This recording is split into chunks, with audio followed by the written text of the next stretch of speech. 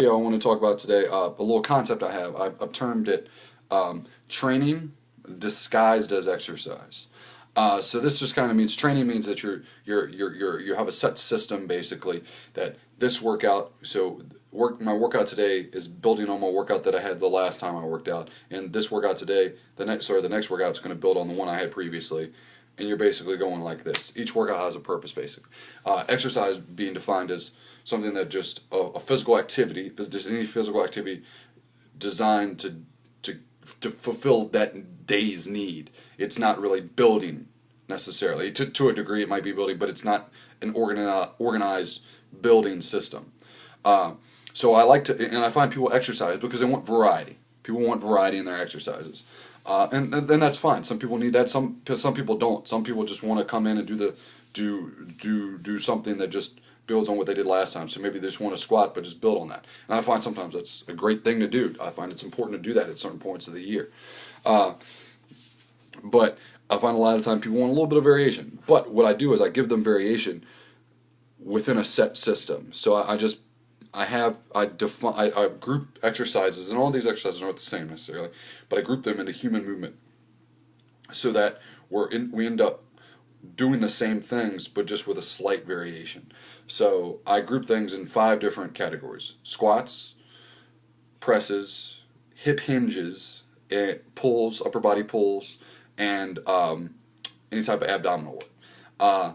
So via this, I can group things like any squats in any of the variants. So barbell back squat, barbell box squat, front squat, goblet squat, double kettlebell rack squat, lunges. I put those in with a squat group too. Any lunges in any of their variations, Bulgarian split squats, step ups, any of these things in their variants allow us to train a similar movement, strengthen similar muscles through a very similar human movement. The body is moving in a very similar way.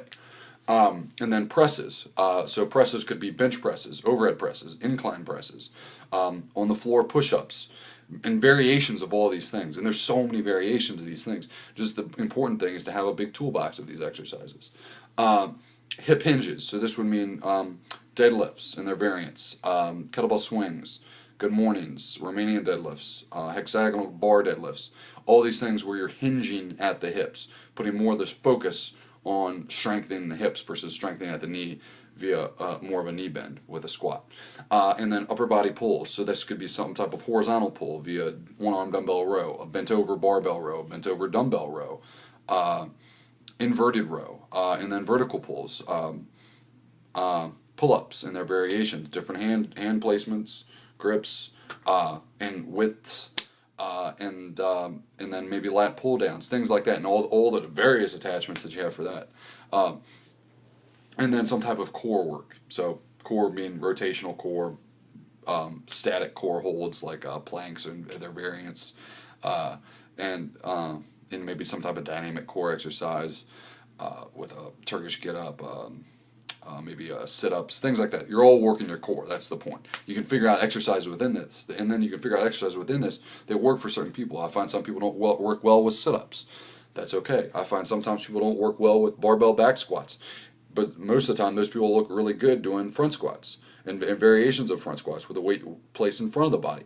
The point is you're still getting stronger and you're still able to drive progress because you're still training, because you're using the same human movement, but you're just using variations of the human movement.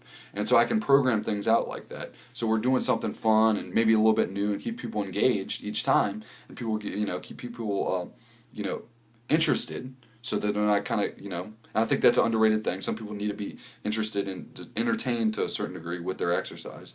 I think it helps to vary the stuff, because at the end of the day, front squat, back squat, kettlebell, goblet squat, you're still squatting. You're still squatting. Obviously with a barbell back squat, you'll probably be able to move the most load, but that's okay.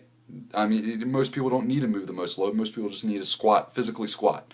And I think this is a good system for them that keeps them somewhat interested. So like I say, TM that right there, training disguised as exercise. All right, thanks for watching.